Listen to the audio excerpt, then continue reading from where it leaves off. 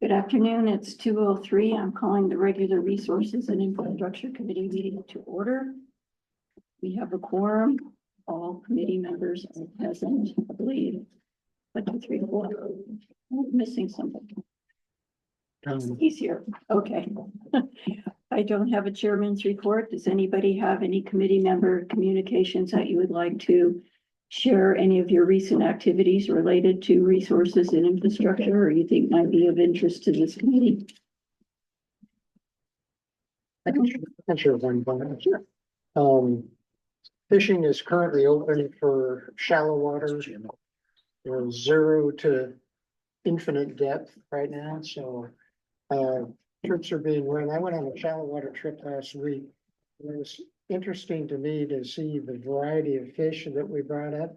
You know, it wasn't just all trout or all bass or something like that. It was a mix of nearshore rockfish. The ones I could recall from memory were fantail sole, lingcod, cabezon, gopher cod, treefish, rosy rockfish, vermilion rockfish, yellowtail rockfish, and a sheep's head, the jackpot the other day.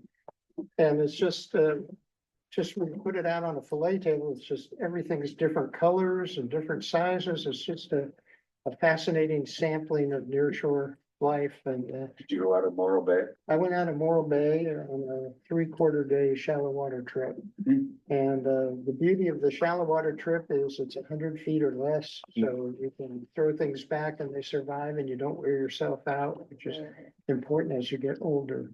And I would encourage you folks, if you're at all interested, to sign up for them down in Morro Bay. And the Morro Bay Landing will take you out and you can see what's out there in the kelp and in the near shore.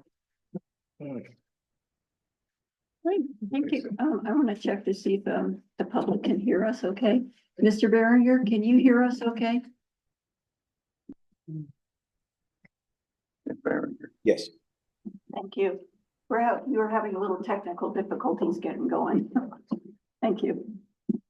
Okay, this agenda, this minutes document, Mr. Secretary, is not the correct one, but I'll help you with it after. Okay. This is from our very first meeting of February where we elected new officers. I'll help you with that adjusted. Okay. Mr. Green, you have a utilities manager report. Very good. Thank you, Chair Dean. So this is some of our project updates that we have going on in utilities right now. We'll start with some of the current ones that are about ready to take place or be completed. We have our wastewater treatment plant EV chargers. This is what you've seen come before the board for our funding that we received from ATCD and PG&E. We just did that recent budget adjustment, so we basically have a notice to proceed with that. So we should be getting that level 2 charger, Ford charger that we got for the Ford Lightning pickup, free from Ford. Thank you, Ford. That should be installed by the end of the month here. So we've done all the permitting, building permits, all that has been completed. So we just need those final pieces of budget adjustments and the approval for the funding by the board. So that's coming around here by the end of the month. Rodeo Grounds generator install. That generator has a lead time of June. We've been kind of pecking around and asking the vendor. We don't see any early deliveries of that, so that will take place behind the scenes. What we've done is our automatic transfer switch that we have for that. So if PG&E fails, that automatic transfer switch picks that up and will start that new generator automatically. Our old setup was a manual throw, which was about 100 PSI switch. I'm seeing smaller, lighter people hang on that, not be able to get that off.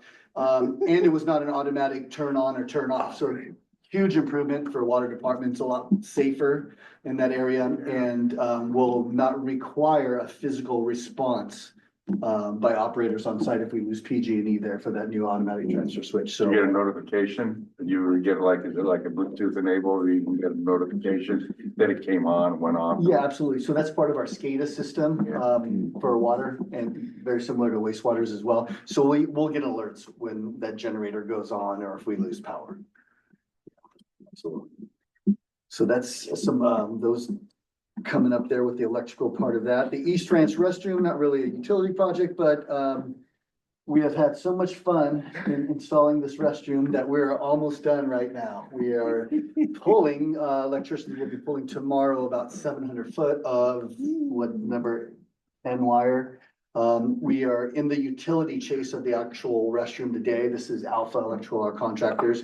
We're having to put a transformer and then another separate shut-off switch before the actual panel in that there. So if anyone's seen the pictures or been in that utility chase, it is tightly impacted with all the device and plumbing and other things in there. So it's taken a little bit longer to get those pieces in there, but we'll definitely need those progressing forward. But the good news is we should have our final inspection and so forth with that bathroom by the end of the month. So we'll be fully operational.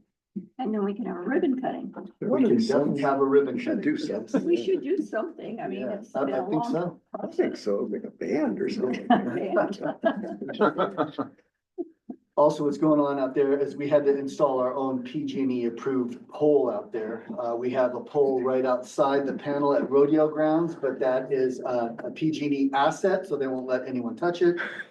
Even to put one bracket and 2 wires off to go 25 foot. So we installed a $5,000 pole there. It's instructed and it's been set in concrete. And so right now, the electricians are working to wire from building to pole to pole to pole, and then we'll do that 700-foot pole wire to the bathroom after that. So that's what's going on there in these last couple of days. San Simeon Wellfield transmission line and effluent line replacement. Jim, real quick, sorry, on the restaurant, and then we have to have county. Oh, Inspect the final building Nice, inspection. yeah. Before we can actually open it, so we can get all the electrical in, and then we still have to have county bless it, Yeah, so. okay. A lot of red tape. We're still looking on track for that by the end of the month. And then the reimbursement grant for that, how are we doing with that? So that's Olgal's, Yeah. and that is, we just submitted a status report to that. What you guys will notice now, a requisite to get funding, which we didn't know until the status report came out, is we needed to put up a sign. So we put up a sign that says, this is brought to you, the lettering for the Prop 68 image had to be 2 foot by 2 foot. So signs come in 2 foot width and then 4 foot by 6 foot width. So we've got a really big sign out there that says, thank you, Prop 68, Gavin Newsom, some other people on the parks and grants and land management areas. And then I put, Cambria Community Services District down on the bottom. But if you're by the dog park, give it a look. It's a fantastic sign. We were able to manufacture this thing in a couple of days and get that up. So we got that status report in. To answer your question, sorry about that, make a short story really long here. So we submitted that. There's a couple of the metrics we have to follow up with some more pictures. They want to see pictures of our 4 foot wide ADA access to and around the facility there. So we'll have to do some more pictures and another kind of final report. We'll need those final building inspection reports from the county and stuff, and we'll submit that as well. But then hopefully that's our final piece for that grant funding. Finally. Wow. So if Gavin Newsom's name's on the sign, Mhm. so he needs to be there for the ribbon cutting. We could. Hey, that's see if a- we can get him down, sure. Who's got his number here?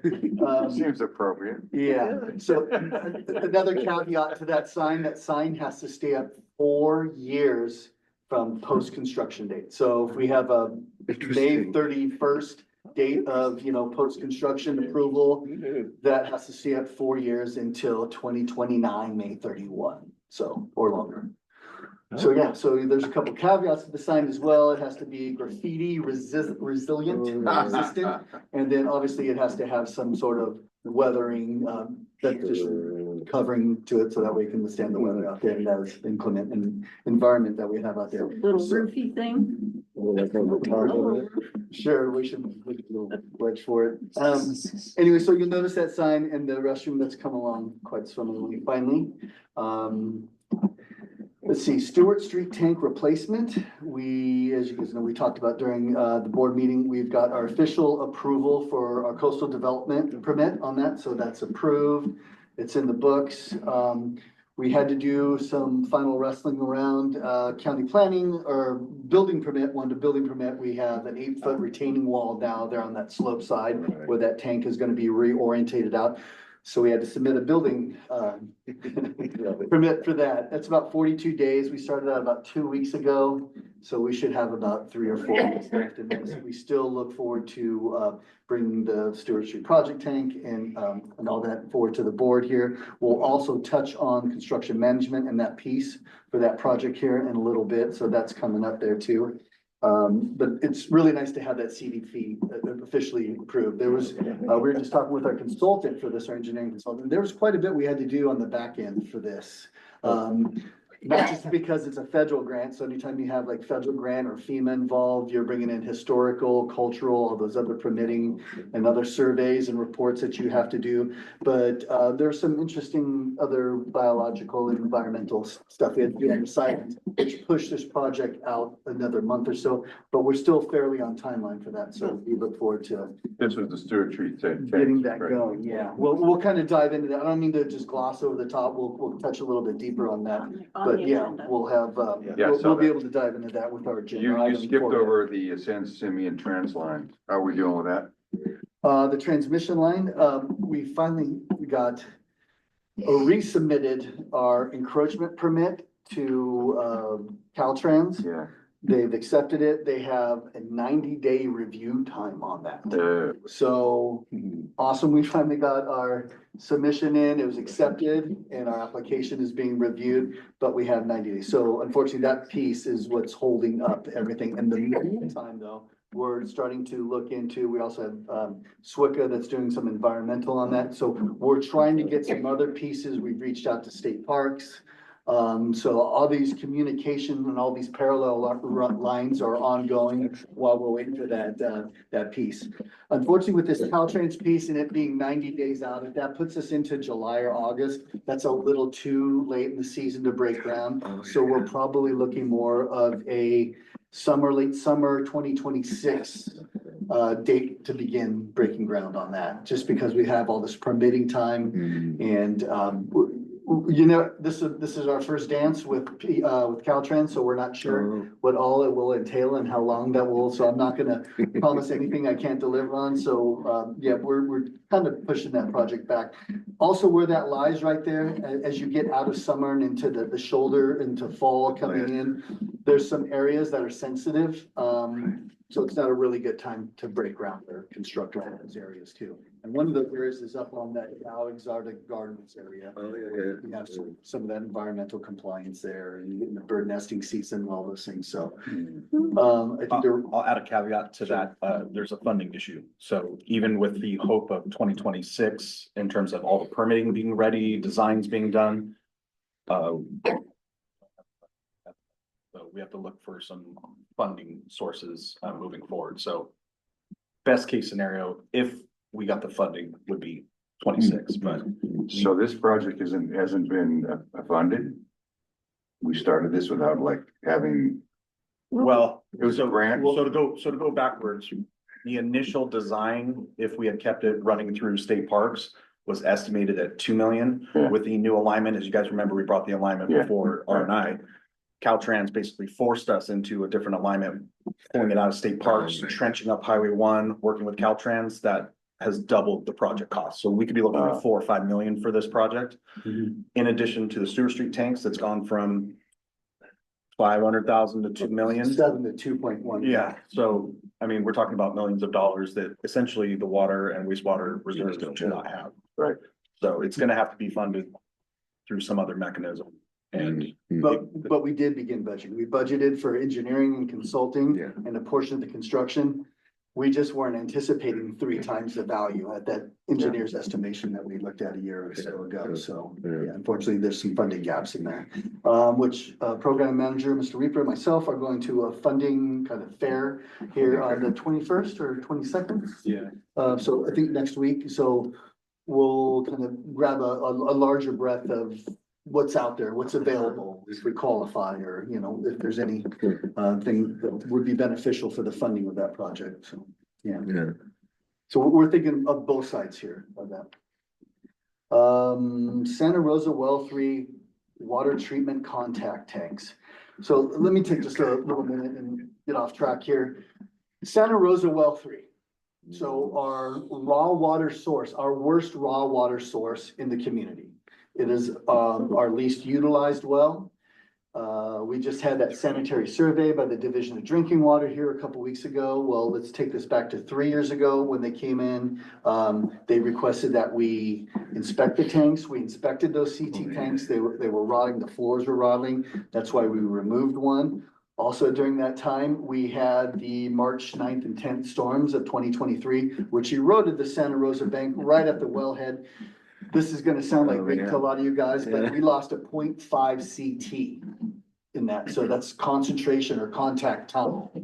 So basically what that 0.5 CT with that bank being eroded and not getting that 0.5, that's the difference of about 15,000 gallons of water over 350 gallons a minute. That's that kind of concentration and time we need for that chlorine or that disinfection to contact that water material and effectively, so that way the Division of Drinking Water, because there's EPA standards that have been around since, I don't know, 1989. This is this reach of pipe at this diameter, at this flow, executes this level of CT. So that's what we're trying to have to do with recreating these tanks. So we've engaged with a consultant and we've come up with several different scenarios.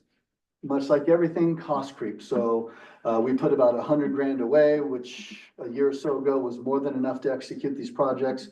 But we've had some kind of like pre-meetings with the Division of Drinking Water saying, here's our scenarios. And unfortunately, they don't like any of them. They're being really shrewd and stringent. In fact, they're saying that the EPA table that everybody has basically been their document for, the 15,000 plus, water agencies in the state and so forth. They're saying that, well, our guy, or the guy who takes care of this, whose name is actually God, doesn't believe in this. So they want to either run a tracer study, which is the tune of $50,000 or up.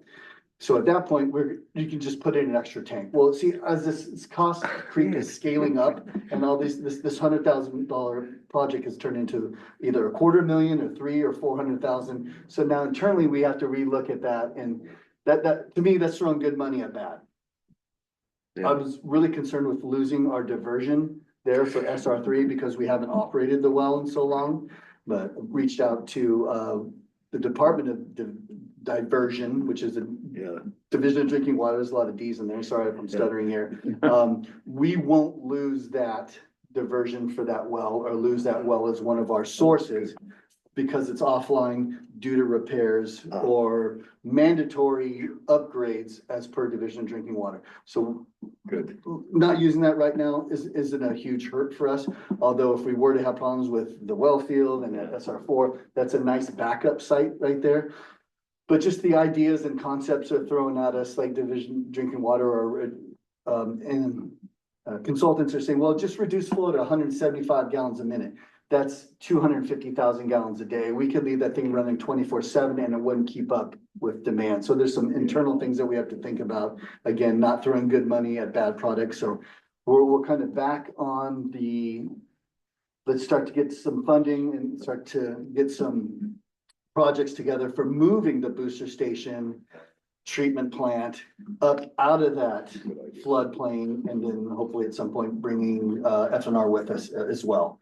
But if we're talking about $300,000, $400,000, $500,000 to put in a couple tanks just to achieve CT for 6 months of the year for something that we only pull 20 to 40 acre feet of, that's just not worth the juice to squeeze there. So it's not on the back burner. We're still looking at alternatives for this and cost effectiveness with this, but I think ultimately it would behoove us to kind of pool that money and put it into that larger project, which is getting us out of that 100-year, 200-year floodplain, which I've seen rodeo grounds flood 3 times in 7 years. Right. So that's where we're at with that. So sorry to get off road with that, but I just wanted to bring everybody, the public, up to date with what's going on with Santa Rosa Well 3. The wellhead still works, our treatment, all the operations there is fine. We just have to upgrade our contact tanks as per the Division of Drinking Water. Okay, let's move into lift station B4. We know we've got some emergency work there that needs to be done. Cushman has been on site at the wastewater plant to start the SST programs.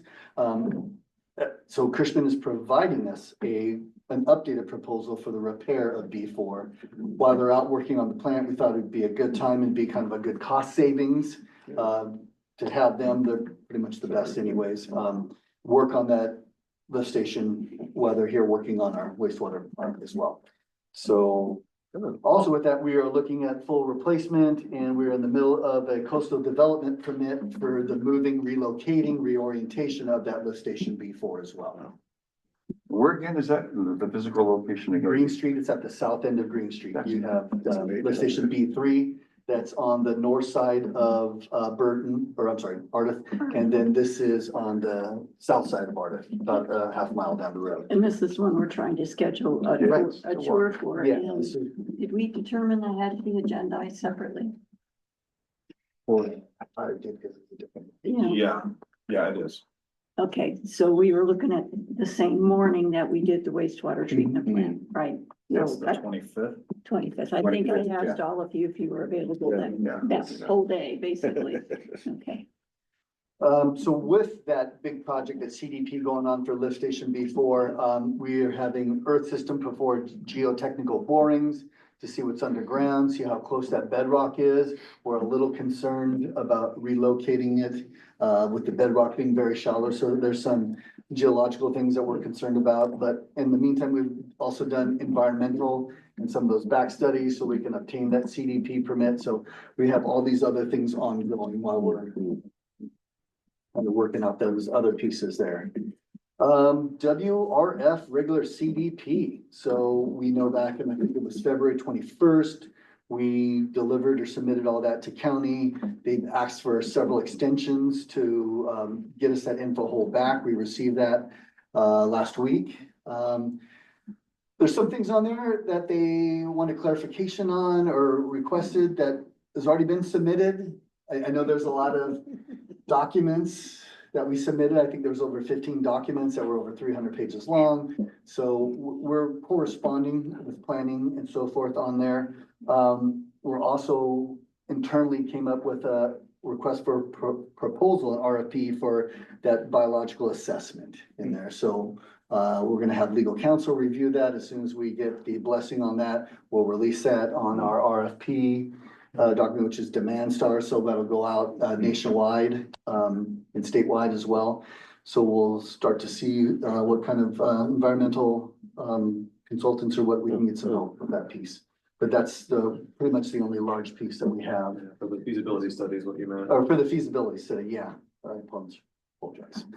The other piece on that, which is big, which came from County Public Works roads, is they want that driveway redesigned. So it'll be the nicest piece of asphalt on San Simeon Creek Road, but it'll be a commercial class 1A road for ingress and egress at the plant there. That's gonna add a chunk of money. Yeah, that's It's already pretty close. They installed a culvert under the driveway and a lot, but they just want to make sure, they want to have the drawings in hand and all that stuff to make sure it's been updated properly. I see. so we're having our civil engineer, civil design work up that, and we'll have that ready for them as well. Really good news about the AMI installation. I am just absolutely ecstatic with our progress with that. I'll let Cody touch on some things. I know he's still got some items he'd like, some talking points he'd like to get to, but we're just short or right around 2,300 meters installed or AMI upgrades installed. 1,200 remained. This had planned to go until the end of July or August, still over in this. It looks like we'll be done by Memorial Weekend. Wow. So that's fantastic. We're in the middle of a billing cycle right now. So fortunately, so if we remember billing cycles, literally there was 3,000 plus unreadable meters. So that's almost 80% of the community that was unreadable. So now with the AMI in, so we're able to extract that data. So water staff is only out reading 1,000, 1,200. Just under 1,300. just under Wow. 1,300. So that's kind of help. It's not all hands on deck, every truck we have Yeah. out in the field for 2 weeks reading this. It's kind of a more truncated read. So we really look forward to the next billing cycle when we have this integrated with Tyler, integrated with Badger on water, and we can start rolling out that portal to consumers. And then we can just click that button every other month and have that billing on the board. There will be 100 meters in the community. 88 manual read. There will be 88 manual rates once this is complete, because it's just not in the line of sight for Verizon or AT&T. Those are two providers that we have in the community that we get very good reception on. And there's just 88 locations that are just out of the reach of AT&T and Verizon, so. Water staff will still be reading meters manually, but a very small percentage. So the ones that are already installed, are they able to read them at the office? Or or just driving by? Either or. Either Yeah, or, okay, those, the majority of those are on Ion Water right now that we can view in the portal, Cody. Yeah. Yes. okay, but the customers can't do it yet. Not yet. Okay, Once we do the full integration, once we get them all updated, then we'll do a master changeover, so to speak. Mm. To where the customer portal will open up and then we'll announce it to the public that they can now set up their accounts and do all that. cool. And you know, I still, if consumers out there have a flume, rather, sorry. We still advocate for that. They still work. In fact, it would be nice to see kind of the data that you get from that flume in compare and contrast to our new AMI data. So if you have that, don't throw it away, still utilize it, but it will be duplicative. That data will be the exact same data that we'll get through that Badger portal. Except that the flume is real time, minute by minute, and your Right. AMI is what, every 15-minute minutes? Yeah. interval. So if you do see that change, just wait for that 15 minutes or wait for that to cycle and then reevaluate. Or I think the best snapshot is just to look at it monthly and kind of compare and contrast that, because then those will kind of be tied up and laced up and will be more integrated and even. So can I ask a Yeah. question about the AMI endpoints? So do the numbers on that start at where the registry you took off ends? No. It starts from scratch? Yes. Okay, I've been. Which is the difficult part, and I really extend a great bit of gratitude to Miriam and our staff at Asman and Scott Stack, who have been working behind the scenes, still doing their jobs, but entering all these numbers in. So you gotta take all these stop numbers, so this 4 or 5 or 6 digit stop number, then that's gotta turn into a new 0 number. And then, you know, this has all happened during the month, so then we have to put a today's number where we're at for billing purposes. So they've had to touch each of these accounts several times, so my extreme gratitude and thanks goes out to our admin staff there. It's been a lot. So. Thank you for that, Trustee. Sanitary sewer management plan. So this is our SSMP. This is a document that wastewaters needed to update for several years. So again, we're working with our consultant MKN on this. We had our kickoff meeting and the first round of data requests or gathering by them has taken place. So we're just kind of at the infancy stage here, but look forward to us completing this sanitary sewer management plan by the end of the year. Did you want to add anything to the SSMP? No, other than that, I think we'll bring the draft to you guys when it's ready. Yeah. Again, so some of these things, as we go through, we have some updates to provide you. Those will be kind of talking points for us here. Either on my update or we'll write a full staff report and agendize it. Santa Rosa Creek in stream flow study. So for 2 weeks, we've been gathering stream flow data and other measurements for around there. Pump tests are underway this week. And again, we'll keep you updated as we progress through this and any findings or any reports come out. Because we'll have progress reports and status updates from our consultants on this. So we plan on bringing that to you guys as well as they arrive on our door. So we'll keep you then. But that's taking place and currently ongoing. Santa Rosa Well 4 access roads. So we've had underground penetrating radar out. We've had a geotechnical consultant out now who's marked locations for borings. The underground penetrating radar was fantastic. We brought out there, but it is a landmine of underground sprinkler lines and low voltage wire. We've got PG&E 480 primary creeping around in some locations there.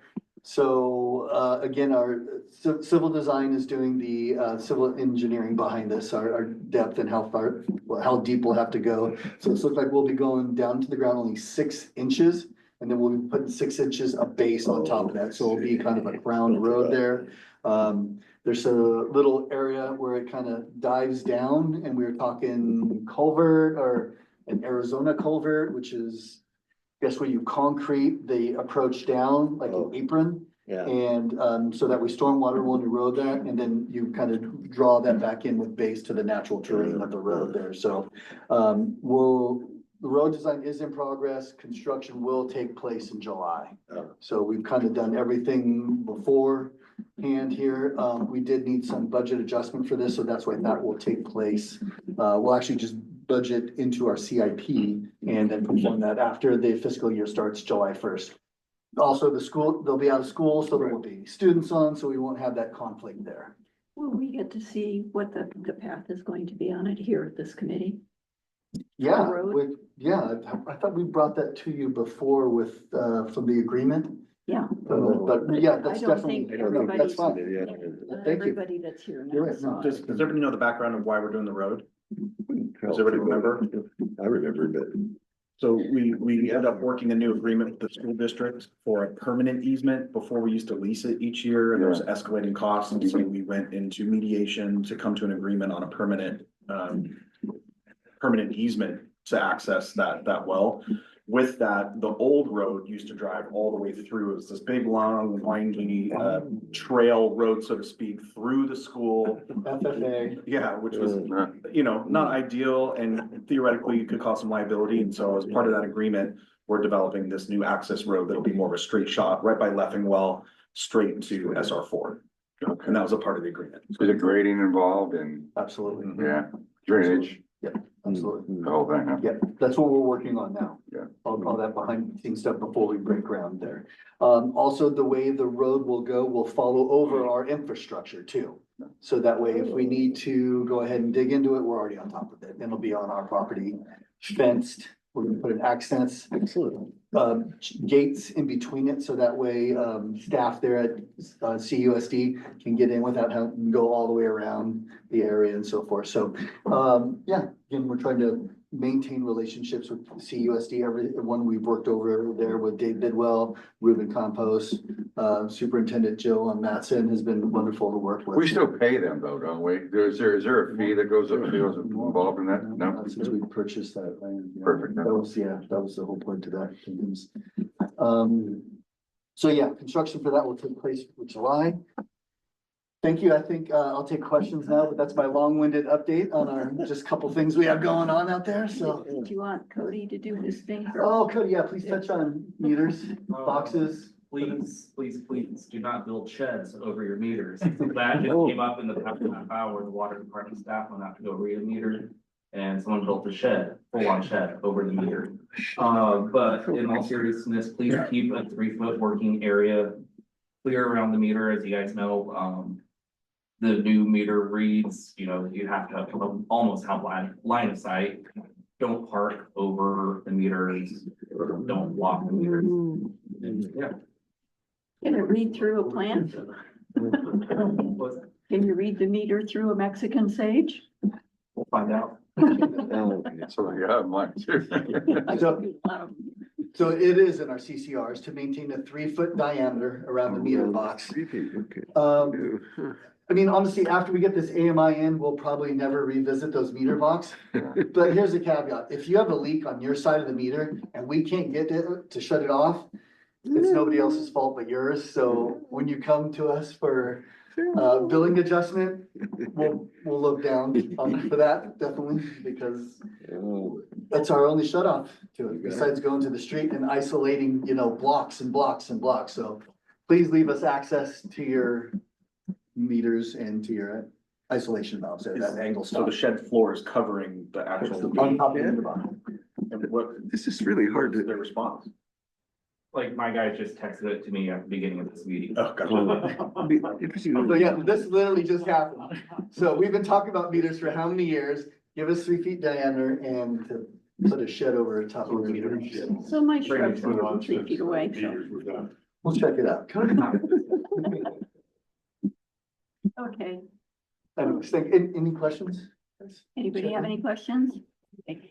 Before I go to the public and see if the public has any questions, I neglected to introduce all the staff members that were here for the public. So the public knows who's here. We have the general manager, Matthew McElhaney. We have our utilities manager, James Green. We have our program manager, Tristan Reaper. We have our admin tech, Eric Johnson. And we have our water department superintendent, Cody Meeks. And all of our committee members are present. We have, Mr. Berenger has his hand up. Go ahead. I didn't see his hand up. Oh, It's just. that's the That's his mute. mute, yeah, his mute. Sorry, Yeah. It I'm doesn't. kind of at an angle here. Does Mr. Berenger have any questions? Jim, No question. No questions. Okay. Thank you. There was any public comment on items not on the agenda? Mr. Dean? Mr. Berenger doesn't have his hand up for that either. Oh, here, now he He does. does. Okay. Mr. Berenger, Yes, I was gonna comment on something, but after listening to all the work that everybody's doing, it's gonna be goofier than you thought. I had talked to staff a while ago about direct reuse. And there's a lot of value to direct reuse, but for the WRF, you draw a heck of a lot less water out of the ground in the first place. There's no brine. And maybe the selling point is that it filters out microplastics. But if somebody on the committee and not staff would like to look more into it, they'd have to be pretty young because it would be a long project, but direct reuse is an opportunity to make use of the plant without brine issues, et cetera. Just so I throw it out there, I'd be glad to keep my eyes on it and update the committee on it over the next couple of years. thank you. We have talked about it off and on, and I think we discussed the fact that we need to complete the SST projects first, and we need to get the permit for our water reclamation facility and get some money. And tertiary. And the tertiary tertiary treatment. Yeah, yeah, treatment, yeah. but it is something that we do have our eye on for the future. So, but thank you, and if you hear anything that might be helpful to us, we are welcome to let us know. Thank you. Thank you. Okay, so now we're on to the consent agenda, and this is consideration to approve. What was that? Okay. This is consideration to approve the April 14th, 2025 regular meeting minutes. Does anybody have any corrections or changes that they see that the minutes need?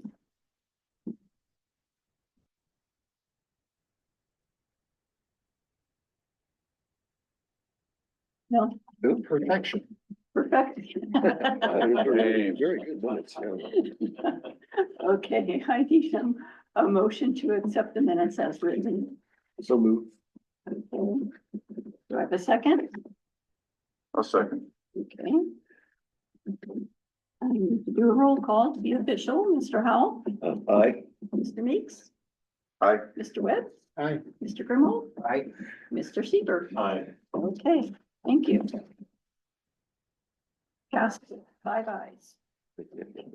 Okay, so now we're going to go on to regular business. Discuss and review the proposal with MKN for construction management services for the Stewart Street Tank Replacement Project and consider forwarding a recommendation to the CCSD Board of Directors. Mr. Green. Very good, thank you. This is the big project. This is our most used tank. This is the ingress and egress of inventory from the Stewart Street tanks is the greatest volume in our system. The tank and the cost and the scale of this have already obviously creeped since first years in 2022, when we first submitted for that fantastic EPA funding that we're about ready to receive. But the bottom line is, nobody here has installed domestic water storage tanks here before. And doing a little research, the last Fiscalini tank that we did was just over 10 years ago. And I have a tremendous amount of respect for the old engineer, Robert Gressens. I shouldn't call him old engineer, our previous engineer, utility director. He's a fantastic individual. He had a construction manager for that project at that time. And so I've had some discussion with the individual who did that, as well as another one, and met personally the CD or the MKN individual here, and I really liked him the best. I think this project needs a construction manager. This individual will be on site every day for the first 4 months of this, and this is the critical piece of this. This is when we're breaking ground and when earthing, we're removing that old 12-inch slab and putting in the new 30-inch slab and doing all those pieces. There's also a couple other things in here that this construction manager specifically has that we can use a little bit of cost control on, as we see with going through our SST program. What like Tony and I, Tristan, didn't realize years ago is we're gonna need technical inspections for these. Third-party technical inspections. I'm speaking for the SST now, so electrical, for metal coatings, for the ground compaction when we go underground and all that. Similarly, we'll need that for the Stewart Street tanks as well, but that is just metal coating and compaction and a couple other things. This CM has those certifications and those licenses. He doesn't have an electrical piece, but he has the licenses, and that will cover this piece. So that's a couple $100,000 in inspections separately. So if you look at the financial impact on this, it's a chunk of change, but that's for somebody there every day who has these certifications and licenses that can kind of take that $100,000 and $200,000 worth of inspection fees off us at the end of this. So he's a certified deputy inspector for these, so he can do the inspections himself for compaction and a lot of the earthworks and stuff in the tank there. Yeah. Well, then we also want somebody who's got a lot of experience, like Jim was saying, this is an expensive project, it's Yeah. easy, one mistake could have cost more Yeah. than his entire salary cost, so that's another huge justification, is somebody who has the experience, who has the bandwidth, who can take on this project. We're gonna end up saving a lot of money, the project will be delivered quicker, higher quality, there's other things that may not be as qualified like an official inspection, but knowing rebar schedules, making sure your trenches are wide enough and you aren't gonna get shorted on concrete and all these other things that you really need somebody on site inspecting on a daily basis to make sure that the quality stays there. Totally agree with you. It is a complicated project.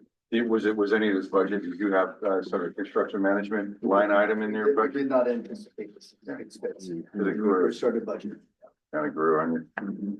Bringing this to the board. Absolutely. Okay, so I have a couple of questions. Yeah. Okay, so from the beginning, when you start with the first tank, how long is that gonna take? 6 months per tank.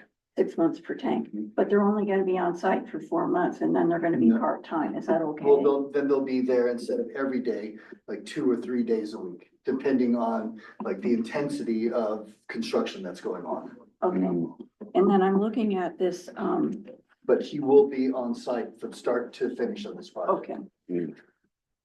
That's not the picture I wanted. So will there be a, construction trailer set down? Right, so just like we have that little single wide construction trailer at the wastewater plant now, we'll have a similar construction trailer for operations and meetings and so forth there. I can't find the picture I was looking for. There was something about staging, yeah. Yeah, the staging, thing. So is the construction trailer gonna be behind that blue Victorian? Yes, Okay, yes. that's, Yep, that will be the staging area for everything. We won't put anything out front.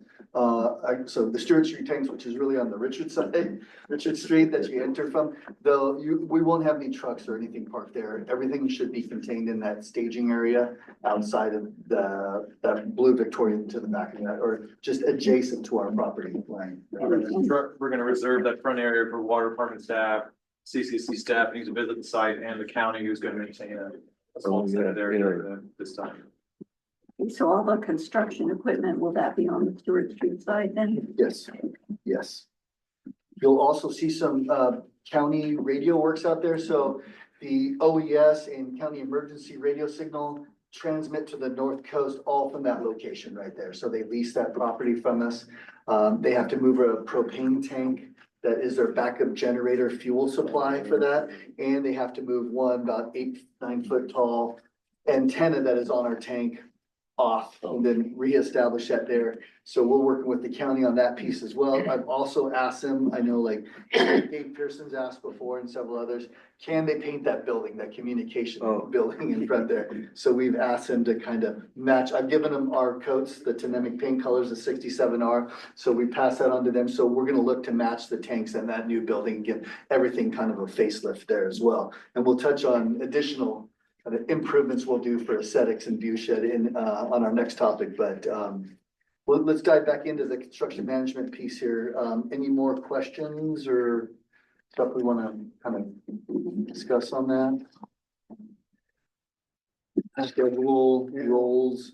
There is if I may, I'm trying to find, unfortunately, I can't find the spot now. But it may mean something to you. There's reference to float. And there's some discussion, do you know what, does it, I can't find where it is in here, but they're talking about, I couldn't figure out what they were talking about. And it may be a term of art, I mean, it's something having to do, I'm sorry, because About the freeboard? no, it's a specific, it has more to do with time management. Oh, time. And so that in terms of moving the project forward, but now I can't locate it. Yeah, I'll let you know. I thought I was hoping maybe it's, float, that's. But, and that's kind of what the construction management do. He keeps the process going. If they have something stumbling here, he's kind of like gets the contractor going and say, hey, you know, you've got this other piece here you can work on in the meantime. And also he'll kind of review. I mean, we always trust our contractors, right? So they would never submit a change order that wasn't worthy or beneficial. Oh, of course. This is his job, is to vet that, to filter those, you know, frivolous or, you know, non-applicable and the change orders. I think it's on page 14 of the agenda under time management. Thank you, Rick. I stepped out for a second, but Yeah, float suppression, there it is, time, right, and the first paragraph under time management, sorry. no, you're fine. I just wanted to say that I'm in support of this, because I know what Jim has on his plate, you know, sometimes the public doesn't, but Mr. Green, excuse me, Mr. Reaper. We have a lot of gyms here. They all are managing multiple projects in the district that are even outside of the utilities space. And with this type of project, I support it 100%, even though it is costly. The ability for Mr. Green and Mr. Reaper to manage that project on a daily basis while also managing AMI water meters. I mean, you name it. It kind of has to be done, so. And this will also, the cost will keep the project moving, whereas we've seen in past district projects, things will stall because of bandwidth issues, and this will solve that. And then the cost starts going up, so I'm sure we'll hear about it in terms of this cost, in terms of the project manager, from a public standpoint. But we also have to look at the other side where we've seen these projects stall out and we caused delays for ourselves and caused price increases. And so this is, in my opinion, a phenomenal idea.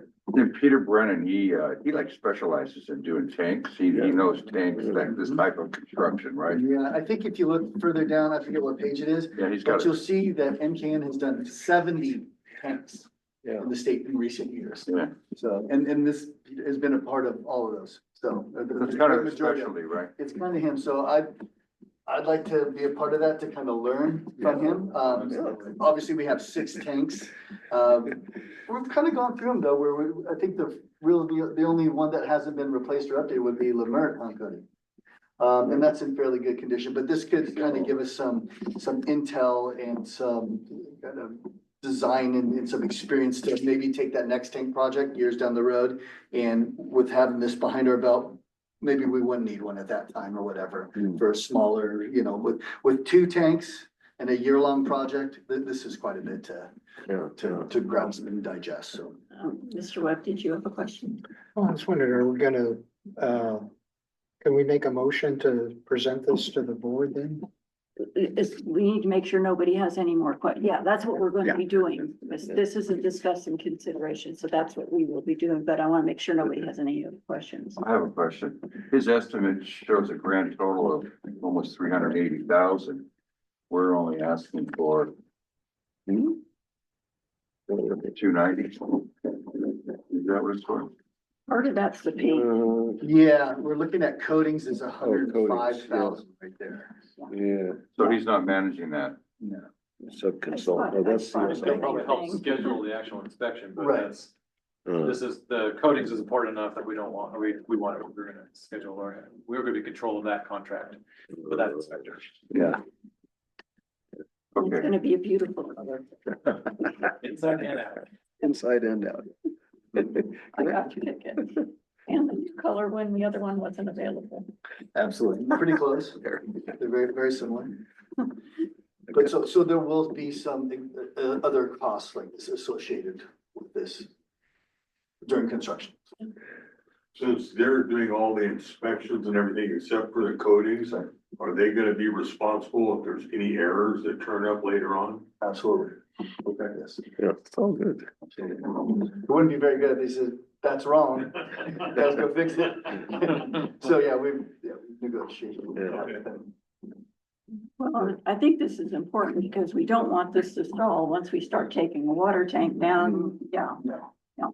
I mean, so if you want me to go back, I can kind of touch on that a little bit. The reason why it's a year and this is so much money is because we want to take one tank down at a time. Mhm. I don't want to lose 337,000 gallons of storage from July through the fire season, until January.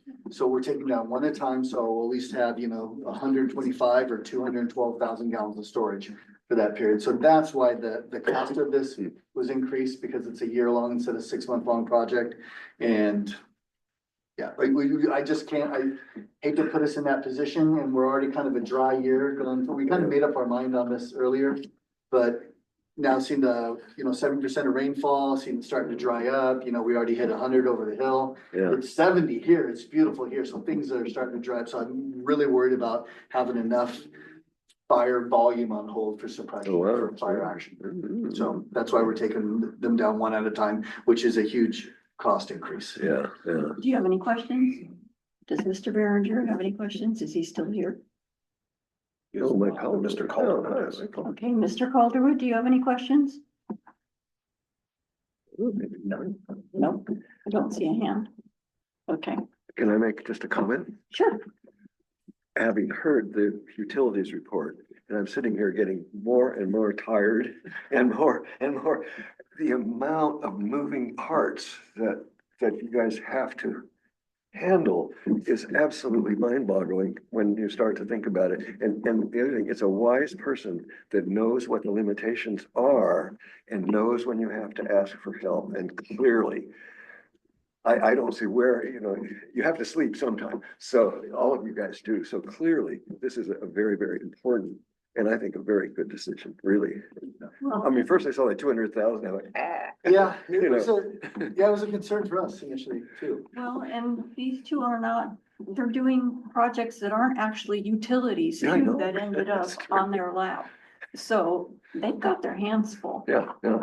so I think this is important. Okay, and personally, I'm about a decade of experience short to really be able to do a project like this justice, so. Yeah. It's again, a wise person that you could consider me a wise person for me, like, no. Well, you know where your really need limitations these are and extras. where you need help. That it's hard. It's hard to know when to ask for help. It really is. I can tell you being old, it's hard to know when to ask for help at home. It's just downright hard. MKM has a really good reputation. I trust them. Yeah, Okay, yeah. so I guess we're ready for a motion. I'll make a, Okay. Send to the board. Second? I'll say. Okay. Okay, so this is a motion to forward a recommendation to the Board of Directors for this proposal for MKM for the construction management services. So, Mr. Webb. Aye. Mr. Meeks. Aye. Mr. Grimo. Aye. Mr. Seaver. Aye. And Mr. Howell. Aye. So it's unanimous. Okay, so now we're gonna discuss and review staff's proposed conceptual level landscape design for the Stewart Street tanks. This is not a recommendation yet to forward to the board, just. Yeah, this is kind of, so this is kind of our grassroots kind of findings here. We know that the tank's, it's gonna go on for a year instead of 6 months. That's a lot for the neighborhood. It won't be a lot of truck traffic or so forth. We're gonna have 6 months of air guns, no rattling out bolts. Fortunately, the new tank will be welded, no longer bolted. But it will be an inconvenience, both, noise and aesthetically. Historically, that site to me has always been one of our less aesthetically pleasing sites, as our assets there. We've had 2 trees fall, in the last couple of years. One unearthed, quite a bit, about 10 yards of dirt around it, so it's kind of an eyesore. So with the noise and the construction and just the history of not the best looking view shed there, Program Manager Reaper started to look at and seek bids or proposals for some landscaping there. Obviously, we want to go with natives, drought tolerant, something that once you get established, that we're not irrigating so much all the time, something that was going to be easy for operators or staff to maintain. Yeah. And just something that was gonna kind of be bulletproof for us once we get in, but we wanted to improve that view shed. So unfortunately, we are a governmental agency, so we have to pay prevailing wage. So there's a lot of landscapers local that didn't qualify because they don't have prevailing wage, or they can't register with a DIR, or there's, so Ecotones provided us our first official logo. Can we put it up on the big screen? I don't, somehow I end up with the only color Really? R and I agenda, but I'll pass the picture around. You guys can see what the colored version looks like. And we don't want to plant big trees there again, because. We don't want to plant big trees. Big Right. trees was the cover all years ago, They but fall we get down. this dry and then we get this rain, and then next thing you know, it's taking out 2 cars. Yeah. So we want to steer away from trees, but provide a beneficial view shed for, people traveling there, obviously for those who live there. But we really like this rendering. We're not married to or contracted with Ecotones at this point, so we could seek further bids. Again, there's not a lot that are DIR compliant, prevailing wage compliant. But we really liked the appearance of this, the natives that they use, and then we had a discussion on kind of like management of it. How much is it gonna trim? How much is it gonna grow? And how task heavy will this be in the future? And that's why the plants and type of species that we chose to be replanted in there, I think is very beneficial aesthetically, and then for task maintenance heavy. So again, we're just kind of throwing this out here. We really like this plan, but I mean, do you guys even like us, re-landscaping out there? I know it's 20 grand. I mean, at the end of this project, it's not just a drop in the bucket. It's a decent amount of, dollars here that we're spending, but Looks like it's all on the Richard Avenue it's side. all on the Richard side. That's the slope, so it Yeah, also yeah. gives us some good Part of the erosion reason, control. Oh, yeah. one of the big drivers of that was the erosion caused by Yeah. the tree falling and. Here's the color. Well, you guys already know, but. And the other side would be Stewart Street. So they level out that grade, you'd have more permeable surface, so you'd have more surface for that area of water, that storm water to soak into. I think they're very attractive plans and design. And again, this is just something we kind of just, I don't know, we thought about it, went over, but we just kind of shot it out there just to kind of bounce it off you guys, see what you guys even thought about landscaping out there. if you guys like the design, obviously, we are definitely not putting any more trees. And this is what the tanks will look like. This is pretty close to the torque tan that Chair Dean picked. And that's exactly what the top rim and fall protection around the perimeter of the tanks will look like. That's also a welded tank, so you don't see a million bolts in there. So they're a lot more aesthetically pleasing equipment there. The surrounding fence around the perimeter also will be 6-foot chain link, but it will come with the privacy slats in. Excellent. Wood or plastic? It's plastic slats. Yeah, so that way you won't be able to see the interworkings, or if we're out there at night and we need lights to fix or repair a leak, that won't shine out into the neighborhood. So this is just kind of conceptual level here, and we just kind of wanted to see what you guys thought about it, seek approval, scrap it. You know, we're not too invested in it, but we think it's a good idea. We think it's nice to kind of pay back the community in that area. Who's kind of had to look at that ugly radio building and ugly tanks forever. So this is just kind of our way of giving back and improving that view shed, so. I like it, but I don't get a vote. Oh, when it comes to the board. You get to do there. So, I mean, questions? Yeah, done. Well, no, an opinion. I like it. I think it's a great idea. You look, I say, $20,000 and you're like, oh my God, that's a lot of landscaping. But when you look at the whole, what it costs, but the other thing I'm saying, and this is an area where the district may, spending money, but I think in general, it will improve district's relation with the public. Mhm. Because most of the people here are here for aesthetic reasons. And so I think there were very few people who will say, you wasted that 20,000 and taking it out of my pocket. There may be one, there will be 3 or 4.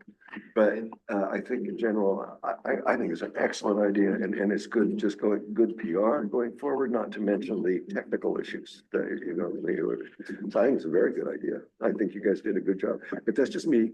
Well, and like Mr. Neat said, this is good for erosion control Yeah. too, because it's on a bank and all of that. And the plants that he's chosen, the dark star ceanothus, I know is pretty deer resistant. Yeah. We were, Yes. those are all metrics that we were thinking about. Yeah, and they're drought tolerant, so, yeah, Yeah. I think it looks good. We were Like going the for color. once, of course, yes. But yeah, we were going for something that once it's, you know, watered and established, that we wouldn't have to continue to water. Yeah. Anybody else? No, I'm all for beautification. Mr. Dean, Depending on how big the bush is, it will absorb the waste. Yeah. And I'm driving down the street, not looking at all that stuff would be nice. I know the tanks are gonna show up, but the rest of it. Right. Well, and our thought was too, maybe this would kind of distract the eye to the pretty purple ceanothus and this and kind of just, you know, you wouldn't look at the big 350,000 gallons of water storage there. You'd look at more of the pretty flowers. So. Yeah. Thank you. I like the tank too. okay, But so that was just an idea.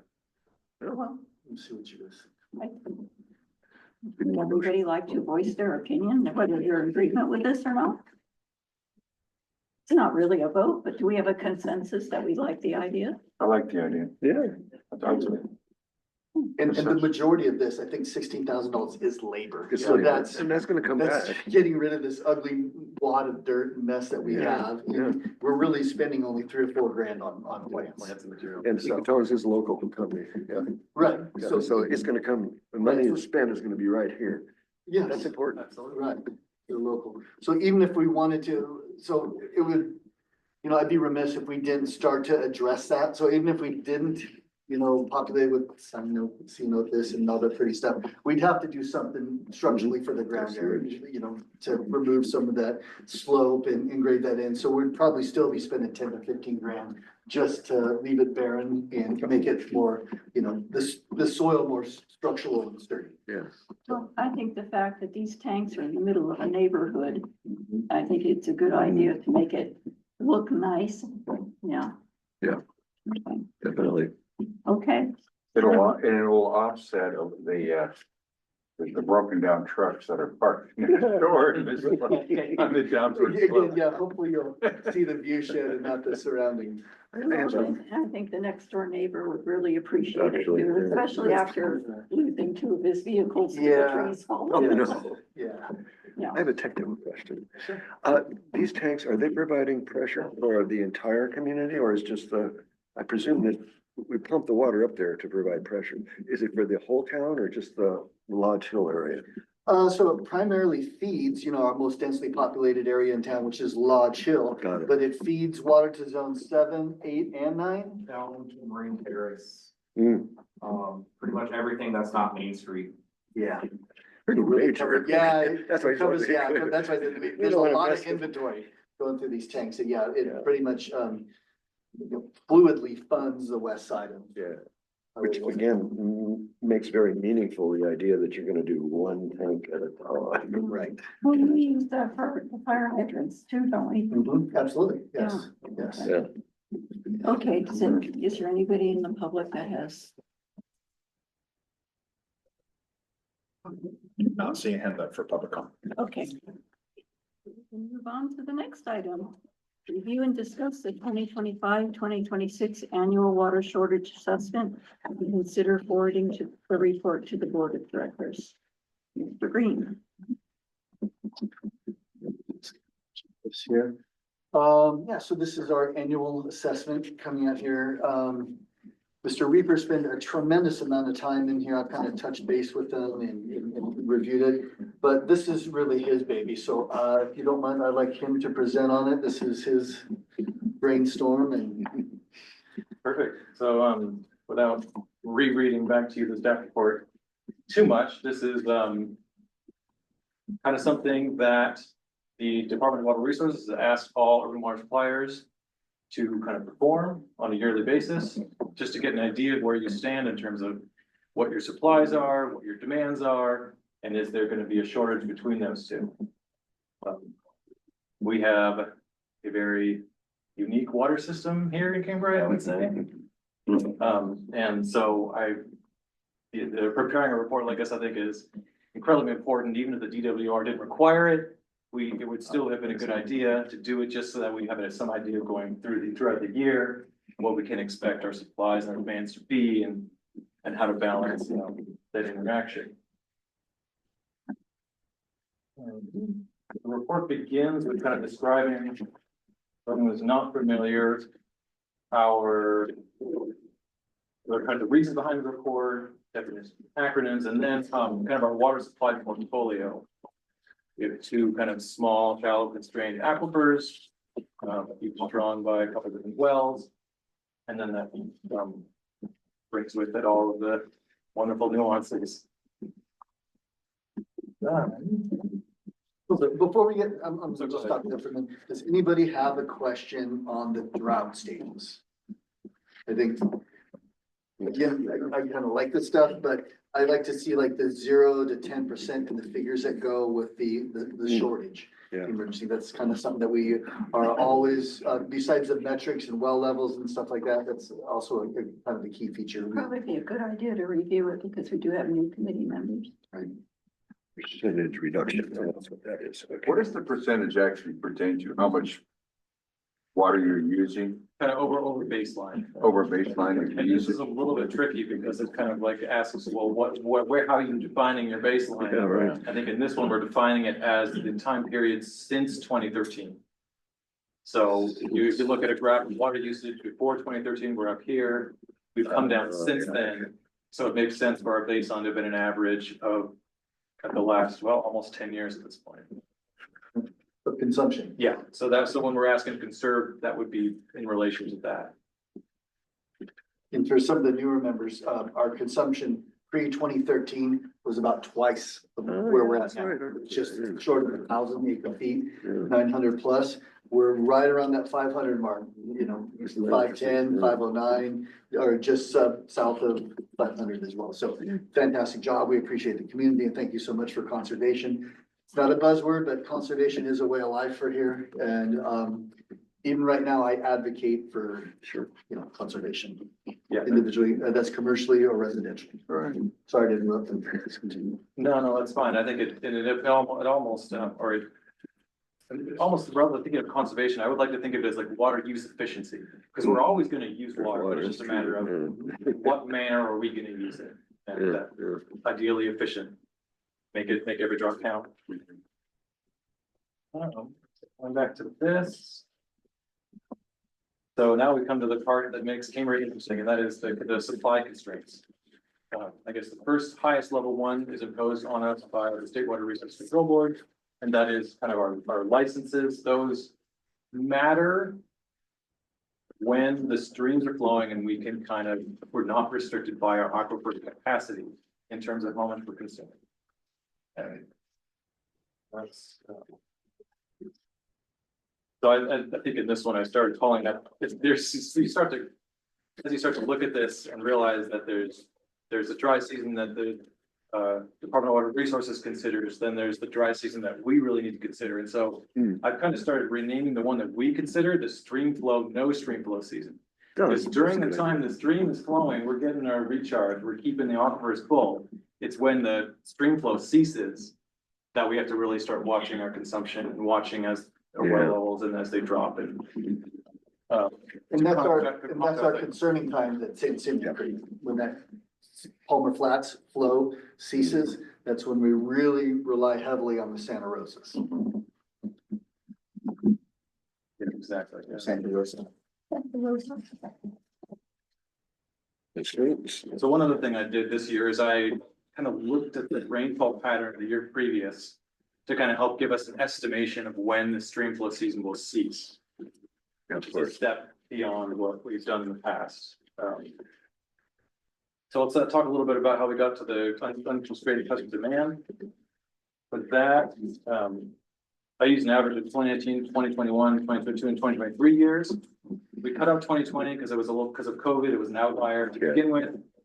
So, and then 2024 was right in line with all the others. So there was really no point in even bothering to do the math to try to incorporate it into the average, because it wasn't going to change the average a whole lot. It was almost the average. It was almost the average.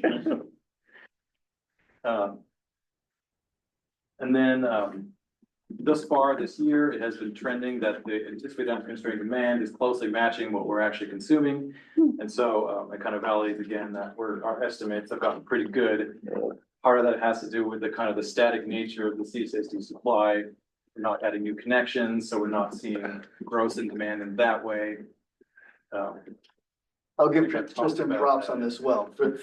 So we did this last year, so we're looking at that consumption going forward. Since January, besides January, he's almost nailed it to the acre foot right on. Really good. He missed it by 3 in January. Actually, we were 3 over in January. It's our largest January ever. We're still trying to figure out where this came from. We didn't have any leaks. You know, the lights at the lodge are gone. So we're not sure why January is such a popular month, except for it was nice weather. And we know that we had a lot of tourism. So we're contributing that to the commercial, the tourism. Most likely, yeah. But yeah, fantastic job with nailing those numbers almost exactly. We're hoping we do it again. That's what we're trying. Yeah, we're gonna hope we're gonna do it again. So take a look at the table on it's page 44 of the packet, page 11 of the report. I thought this was interesting. So we're kind of trending a lot like the 2021-2022 water year. We're actually a little bit lower than that, but the thing I thought was really interesting was the timing of the rainfall this year was so much more ideal for extending the stream flow longer. Like last year, we stopped May 2021, 2022, we stopped on May 22nd, or Palmer Flat stopped flowing May 22nd. And this year, we're projecting it to go to about, beginning of July. So I say August, he said July. Our donut bed is, He's going at home. so the timing of the rainfall actually matters. We also got this year, I think our biggest storm was only 2.5 inches. So we got it in a nice pattern that lends itself well to percolating into the ground and then recharge and both upstream of our aquifers and then in the aquifers themselves. While I was performing the assessment and we started getting to get our well level chart and kind of seeing what the well levels are trending, it started to look like 2021 also, and that was another kind of like, okay, well, maybe this would be a good model to look at. We have this data, we can kind of anticipate, well, if it's gonna look like this, then what do we do? Since then, things have stabilized, the well field has stabilized a little more, but we'll still follow that in terms of managing our water use and doing our best to conserve. And so I think that, so back to the stream flow recharge on page 45. It occurred to me that when you're looking at your supplies and your demands, previously when we'd done this, we just estimated our supply as if the supply we had in the well field was static during the time that the streams were flowing. Well, that's obviously not the case, because during the time the streams were flowing, maybe we can pull more out and not reduce our well levels. So so next year, what I'm gonna do during that time is to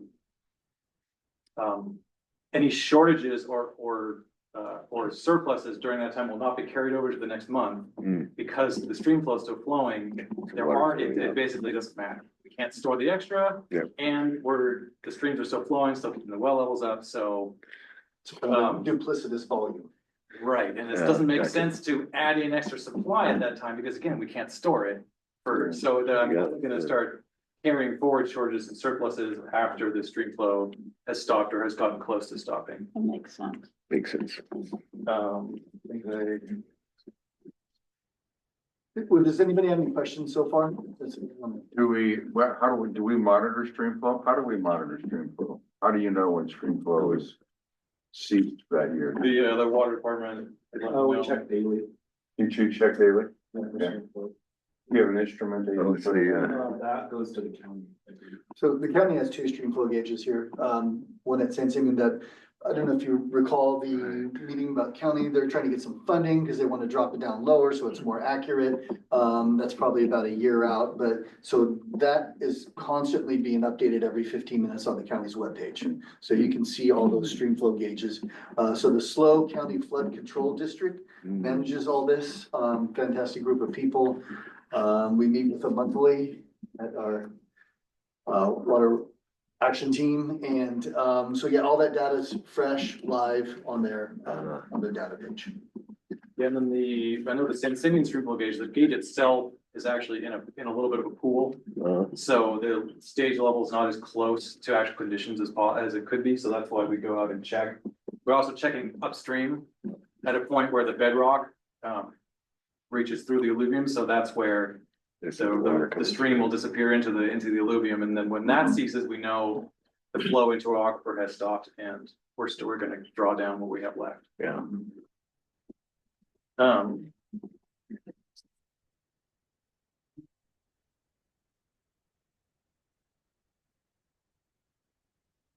Yeah, again, I used 2022, and one of the things that kind of stuck out to me about 2022 is we got down to about 7 feet well level and this is on the page 46, page 13 in the report. You can see the purple line makes a little bit of a dip right at the end there. And We're black and white. I guess it's black and white. I apologize. It's the lowest line. Yeah, If you go to the December 2022. Yeah. Look up. If you look at that little blip that comes down on December 1st, that should be That's the it. purple indicator. That's the 2022 data. Gotcha. That one that it intersects a couple times, that's the yellow line, that's that 2021 data. So those two lines, we're looking very similar to those years. What is the lowest we could go before we get saltwater intrusion? So that is a very good question, and I was thinking a lot about that because I used the term safe yield in this report. I'm a little hesitant to use that term because it's a very loaded term here, because it's always the question, well, what exactly, how safe is, or no, what exactly is the safe yield? We've attempted to study it. We haven't come up with anything conclusive, but it occurred to me that the gradient between the wastewater percolation ponds and SS4 is probably the fair assumption. When that gets flat, then you've reached your safe yield, because after that, you're pulling your well field lower. If it's ever negative, the water will start moving back. The difference is how fast it moves. And So yes, we've gotten this in historically back in the early nineties, the well field's gone to 1 or 2 feet above sea level. That was before they did the percolation pond system. So nowadays, we could never get away with that. We would not that we would ever want to, that we would cause a significant potentially have a migration upstream of impaired water. So in this case, I would say the safe yield is when you reach it when your gradient flattens out, yeah. And on that day, I think I talked about this. Yeah, December 1st, 2022. The gradient sank to 0.6 of a foot. So it got pretty flat, not all the way, but pretty close. And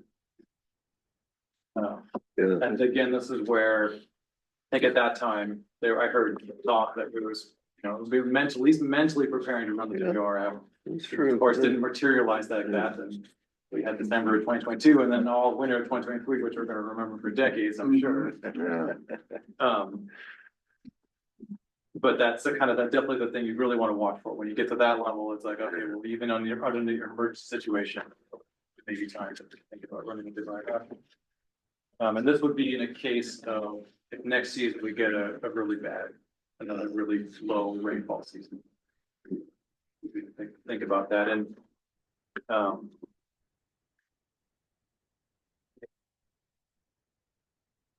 any other questions at this point? So we have to talk a little bit about water shortages that are caused by infrastructure failure, which is definitely a consideration. We had it happen back in 2021. We were luckily had plenty of diversion rights left in the Santa Rosa aquifer. We also, the town was still conserving because we were in a drought all that entire year. But so that's also something we looked at as well, is if a piece of infrastructure fails, what do we do to make sure that the town doesn't run out of water? And I would call that a much harder of a shortage. When you're talking about safety yield and how much can we pull, you kind of a little more wiggle room. When your pipeline goes down and you're limited to the transmission capability of a different pipeline, a different well system, That's it. now it's much, you have a case where you could actually run out of water in the tanks, even though there's plenty in the ground. So we looked at that as well. What would we do in that case? That's one of the reasons why we'd like to bring SR3 back online, is to just add one other layer of redundancy. But as proven during that time, we were able to, handle that situation of that pipeline breaking. So, as you replace pipelines, you guys size up, don't you? I mean, because that's all capacity. I mean, it may 300 feet of say you had a 4-inch line that you're replacing, you want to go with a 6 or or an 8, right? That's capacitance. So you want to add capacitance, right? Yeah, so that's what we're doing with our water master plan this year that we're going through with NCAM as well. We're looking at our fire flow requirements, our storage that we have on hand, if that's adequate. And then we're looking at our transmission lines to make sure that we can get that fire flow volume from area to area. Right. When this was looked at by the previous fire chief back in the mid-aughts, kind of like a typical fire chief, it's never enough. They always want more. That was also a time when we were using over 900 acre feet a year in consumption. Like I said, we're about half of that. So when you take away that volume of conveyance just for daily consumption as opposed to fire flow, we might be in the sweet spot right there, but that's exactly why we want to do that kind of our infrastructure renewal program strategy, and then evaluate our system. And we want to evaluate the wastewater distribution and collection system as well this year before getting to the wet season, because we want to start looking at I&I and the wastewater system and start reducing that I&I and kind of prioritize locations. But we'll use that's wastewater. I know we're talking about water shortages here, so we'll use that this year to kind of determine or kind of strategize for, either replacing mains or more storage or what have you. So we'll look towards the end of the year and we'll kind of bring that back. So back to this. Page 16, 49 in the packet. It has all the water shortage evaluation criteria that you look at. And we're trying to look at look ahead and think about what kind of water we have. Those are neatly summarized on page 18 or page 51. Right now, our SR4 is just above 100%, 102% of average. The other wells, everything else, we're within 10% of average. The 9P2 SS4 gradient, again, it occurred to me after I wrote this report that there's two factors that control the gradient differential, and that is you also have the height of the wastewater in the, or the height of the groundwater under the perk ponds too. So if we've been putting extra water in the perk ponds and you bring that well up, even if SS4 is at a normal level, your gradient can be flatter than it would otherwise appear. So you're definitely a consideration, definitely something to look at, but there's a data point missing. In order for us to really get the full picture, we really would need the level at SS4 and 92 and look at that over time. So that's one of the reasons why, even though it's only 92%, I'm not as concerned until I look at that, and then we can verify, okay, well, maybe, you know, moving to a stage 2 a little earlier might be a good idea, and bringing up the water conservation measure. But so we're certain of that, we don't want to. It's always good to have, you know, ask our customers to conserve, but you do get a certain amount of conservation fatigue. You constantly are ringing that alarm. Oh, yeah. So we got to also, this another reason to do this assessment is to figure out the times, when do we not need to ring that alarm out? Like, when do we give people a little bit of a break from, I mean, again, we'll keep using your water conservation devices, but you know, you don't have to store water in your bathtub for watering your plants like you did during 2014, for example. So another thing to consider, as we're thinking about like when do we move from stage to stage, and what do we ask our customers? Do you see us going into a stage 2 or 3? You know, we will keep monitoring the data, but potentially July or August this year, we might actually go back to stage 2 for the first time since 2022. January of 2023. And that is on page 53, that is the recommendation that we are making.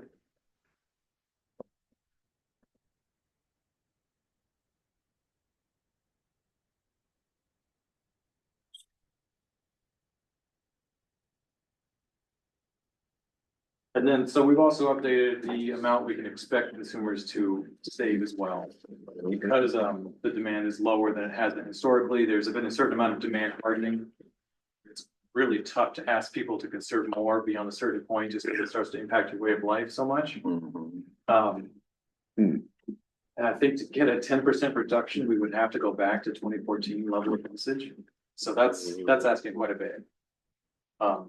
But again, it's still important for us to monitor these things. It's still important for us to get the water conservation message out there, to, you know, keep your retrofits, keep everything working properly. We'll really get on the leaks. But we should also need to be realistic about how much conservation headroom in terms of what additional amount we can conserve that we actually have. We think we've run pretty much all the juice from that conservation towel. So Yeah, there is some, it actually, so the Tighter. the urban water use objective regulation that we're now a part, we're actually meeting our objective quite well.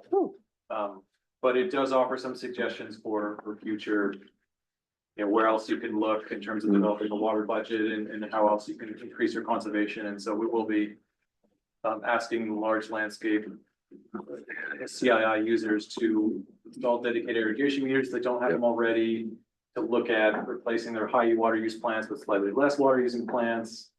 And just, that's the next frontier in conservation in Cambria is going to be commercial users. I see. Interesting. We'd like to roll out the inspections of the hotels and, you know, spot check their shower heads and aerators and that stuff, and really kind of get back to having some impact on that commercial market. Because we think, like we said, we've kind of squeezed all we can out of the consumers, and kind of that, you know, conservation fatigue is real. We need to really kind of focus that on the commercial markets right now and tighten up those areas. Do you have to rely entirely on cooperation from the commercial side, or do you have some way of forcing a situation if you need No, to? we actually don't have to rely entirely on cooperation. Our media code has provisions in it requiring water use devices at all times. So you can go in and inspect. We can go in and we could go in and require them to show compliance Oh, okay. with our code. And with the AMIs, you'll start to notice increased usage, which would trigger some of those inspections. Yeah, on both the residential and commercial side, absolutely. Cool. While we're talking about conservation, water conservation, where do we stand with the zero discharge program? The Is zero that, liquid that's still discharge. kind of, still gonna happen in the fall? Yes, yeah, absolutely. Cause that could be a big water saver for us too, right? If that thing pans out. Well, I mean, it's kind of our Achilles heel for the WRF, because the cost of hauling brine is so expensive. Yeah. Because we have to go so far to, discharge it.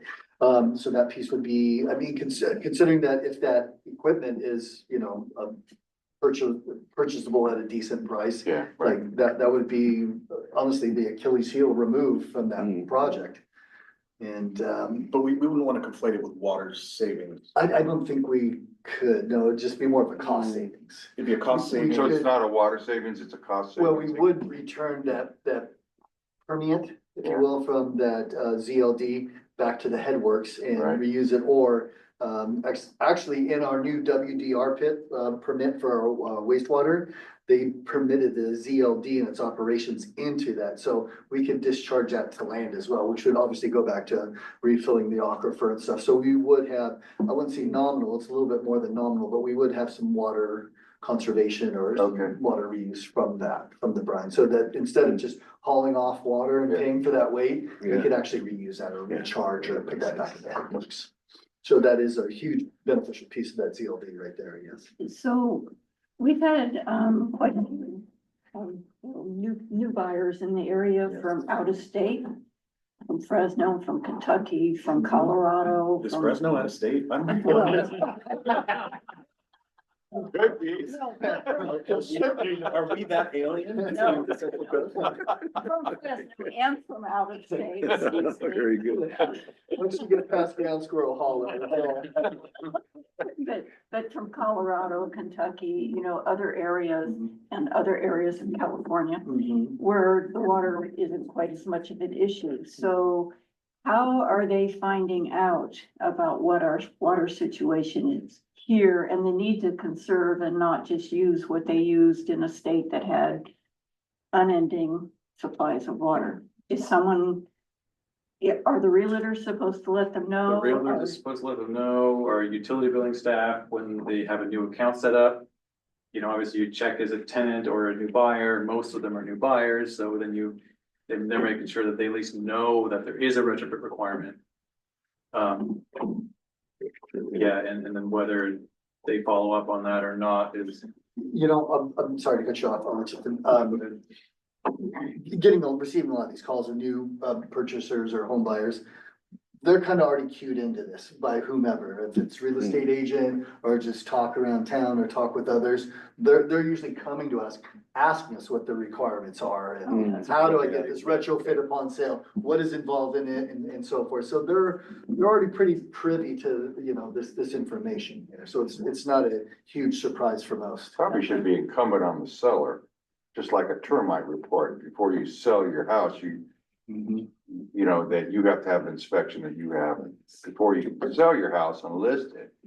That's one way to do the thing. With the problem that we've discovered with that is that what do they do? The seller does. What does the seller do? They put in the cheapest water stripping devices they can. What happens when the buyer buys it? They don't like that. What are they? These are, we're talking about people who are buying second homes. Yeah, millions of Yeah. dollars. They're gonna spend, they're gonna put in whatever they like. Yeah, they Yeah. put the $50 Home Depot, No, I one get point that. two gallon flush Can in. you they- even first buy thing it? that goes out. Can you even buy a toilet in California that's not a one You point can, six? but Or a shower head that's not 2.7, they're all are.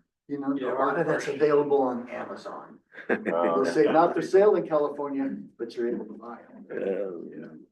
And isn't some of our, not popular, but don't the rates kind of inform those that are overusing? Like, unless they have no respect for money, when they see their bill and they're not conserving, that sometimes that in its own right would. I've seen online that there's been a few people who had a shock with their first water bill. Mhm. So, AMI will probably help that too, right? You'll see an increase with AMI, because you're actually articulately You'll be able, gathering. you'll be mine that data a lot easier. Well, that's the other piece with AMI, when we went to the CSD chapter meeting, in which Napomo recently started doing AMI. That was one of our questions was, what percentage difference did you see in accuracy in terms of billing? Yeah, And so that's the next piece of this. And I don't know if we've seen any data on that with the new AMIs on the inside Not side. yet, not yet, yeah. Okay, We haven't kind of compared or contrasted. but some folks may actually see because their meter wasn't reading accurately with these new AMIs, they're gonna see little bumps in their bills because it's more accurate. And that in itself. Yeah. Will, will start to account for some of that. But, so yeah, so a base rate and then tiered for consumption rate is engineered that way to, as you get through those higher tiers to reduce, yeah, consumption. So yeah, that is engineered into the billing that way specifically.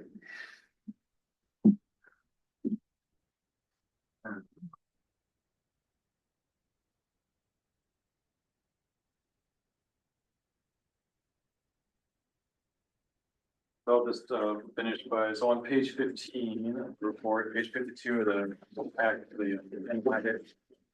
This is the annual water supply and menace as a table that will be updated every month. There's actually will be a third row under anticipated total water supply. It'll be, actual usage. And then from there, you'll be able to see every month, there'll be either a shortage or a surplus.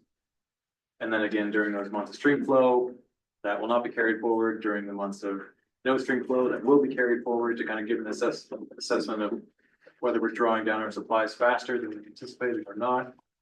And then at the end, we'll know how short we were, and how well our conservation measures worked, and When we get together internally, see what we can fix or alter or improve for next year. Yeah. And we always take your suggestions if you guys have any, so yeah. Appreciate it. Okay, any more questions? Do you have anybody? No hands up for public comment. Okay. Okay, so, we need to have a motion to forward this report to the board of directors. a motion. Okay, there's a second. I'll second. Mr. Grimmo keeps trying to second. He keeps- I can do My name's easier to spell. Okay. Mr. Meeks. I'm doing a roll call. Aye. Mr. Webb. Aye. Mr. Grimmo. Mr. Seaver. Mr. Howell. Aye. Okay. Okay, so this, I do believe is going to be on the agenda for the June meeting. It is. It is. It's So I'm glad we approved it. Okay. So we're ready for future agenda items. Yeah. What do you have for us? Gosh, my mind just went blank when you asked that. We have so much. Okay, so we do have one committee member that may not be present with the June meeting. I think you should stay home and take care of your wife. She's having surgery, so Oh, anyway, so, but, I mean, is that, a reason to be able to join by Zoom? It might be. I'll have to check with Tim. You might be able to attend via Zoom if you I wanna. think so. Look, it's, yeah. Yeah, we'll check with legal counsel. Okay. Okay, because I think that's one of the, conditions that you can attend remotely. Let me check. Yeah. Okay. So anybody have, so somebody's gonna, if he doesn't come, somebody's gonna have to volunteer to do the minutes. Let's worry about that when the next meeting comes. Okay, so Mark will do the minutes for you if you're not available. Okay. Okay, does anybody have any future agenda items? No, Let's do you see. have anything pending? We can see what's in the cooker and then. Yeah. email it to you. Okay, I think everything we've been about about future Probably be talking about we invaded. Cut it off. we're not. Don't know. What happened with the satellite view of the leakage. Yeah. Did I get approved by the board? Yes, yeah, Oh, we just finished the contract with them about a week or Oh, two ago. a month Or ago. was it a month ago already? Is that already? Okay. Yeah, geez, we're almost halfway through May here. So, I believe they do that satellite or that orbit in a month. Is it? Oh, it's July? Is it? I don't know, I could be wrong. Yeah, I think it's either June or July. We'll, let me find out. Their project manager told me he was gonna order the scans. I'm not sure when he scheduled it for. One of the tricks of it is, my understanding that it doesn't work when there's water on the surface of the ground. And I would assume that extends to fog and a certain amount of cloud cover as well. So, well, with our fog here, we gotta be, the timing's gonna matter a lot. If it's foggy, you're gonna get a terrible scan. So Interesting, I okay. don't know if that's part of they're doing some kind of assessment on that level, but sometime soon we'll scan. Glad you asked the question. And the Santa Rosa Creek, and stream flow study, when will that be completed?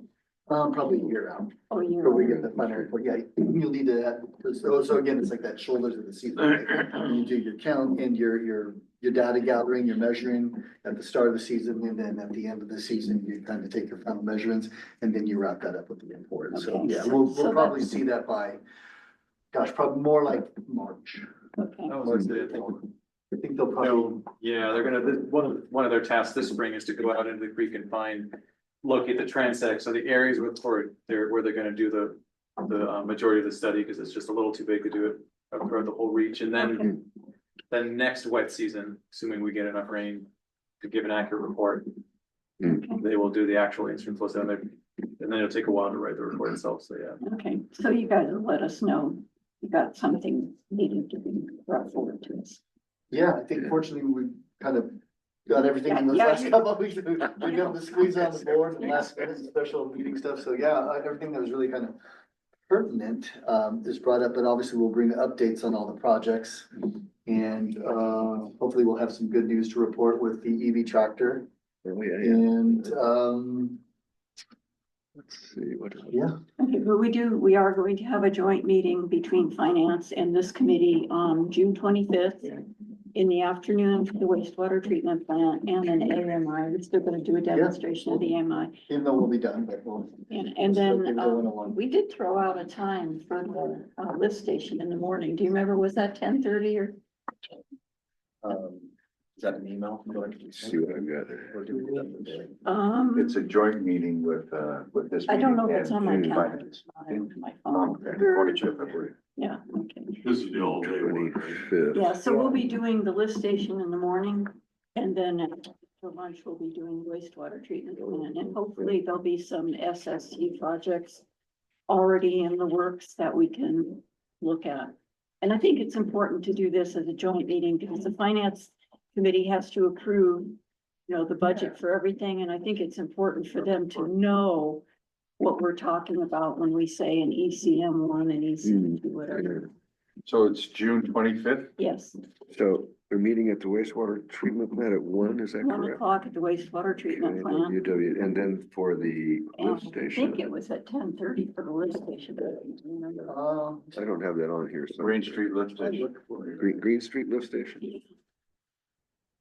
I got 10:30. You got 10:30? 10:30, Okay, okay, that's what I thought. 10:30, June 25th, right? And do we meet then at the Green, lift station? Yeah, and everybody know where the Green Street lift station is? Green Street.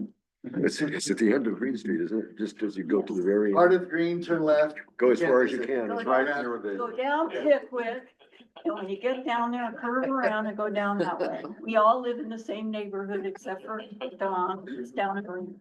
Green Terrace, yeah. Oh, well, except for you, you're on Yeah, my Jimson, Knolls. Yeah. he's over there.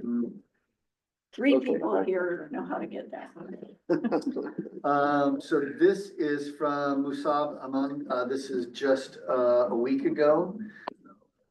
Oh, it was a month ago. So he had just ordered the image order and we'll get confirmation on the analysis. So it's been ordered a month ago, so they may have well already been over us. But we did request a little drier period, so we'll do a little research and see what we have here. Cool. Cause I'm excited to bring some of these to you Yeah, guys. it'll be fun. It'd be nice to know where to drill for the new well. Exactly. Yeah, where's that deep pool at? Your backyard. Yeah. Okay, Cody, did you have anything, water stuff you guys want Yeah. to bring up? Yeah, sure. Ready to foot around all meters? Yeah. Okay, don't put a shed on top of your Don't meter. build a shed. Yeah, that's still. No structures on your meter. Don't park a non-off car on top of your meter, please. no hand up. No hand up. No hand up. Okay. Okay, I don't have a watch. Time is 3:46. Okay, if there's no objections, it's 3:46 and I will adjourn the meeting. Thank you, everybody. Thank you.